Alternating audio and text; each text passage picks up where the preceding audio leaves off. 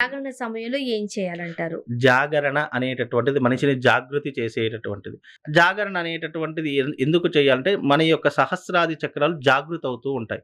శివరాత్రి సమయంలో మనము శివనామ స్మరణ చేయడం, శివ పురాణాలు వినడము, లేదా శివుడికి సంబంధించినటువంటి ఆధ్యాత్మిక కథను వినడము, లేదా చదువుకోవడం ఇవన్నీ కూడా ఆ రోజున ఈ శరీరం అంతా కూడా శివుడికి అంకితం చేయాలి. జాగరణలో భాగంగా ఏం చేయాలి? మనం ఏదో సినిమాలు చూడడమో, గేమ్స్ ఆడుకోవడమో, లేదా కాలయాపన చేసి రోడ్ల మీద తిరగడము కాదు.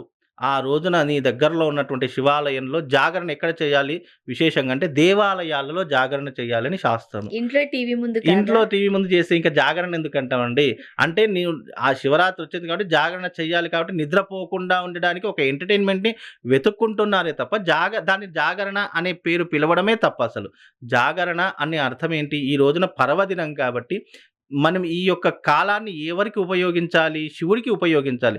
కాబట్టి ఆ తరహాలో నువ్వు జాగరణ చేస్తే ఉపయోగపడుతుంది గానీ, నువ్వు సినిమాలు చూస్తూ, షికార్లుకెళుతూ, లేదా కాలయాపన చేస్తూ రోడ్ల మీద తిరుగుతూ, లేదా ఫ్రెండ్స్‌తో అనవసరమైనటువంటి విషయాలు మాట్లాడుతూ నువ్వు కాలయాపన చేశావనుకోండి, నీ జీవితంలో ఎప్పటికీ కూడా పుణ్యం అనేటటువంటిది రాకపోగా పాపం మూటగట్టుకున్నవాడు అవుతావు. నువ్వు జాగరణ నీకెందుకు జాగరణ చేయమన్నారు? అసలు జాగరణ వెనుక ఉన్నటువంటి ఆధ్యాత్మికత ఏంటి అంటే జాగరణ సమయము అనేటటువంటి శివుడికి అంకితం చేయబడినటువంటి సమయము.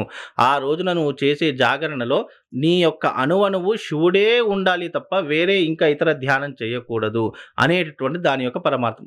అయితే ఏం చేయాలి?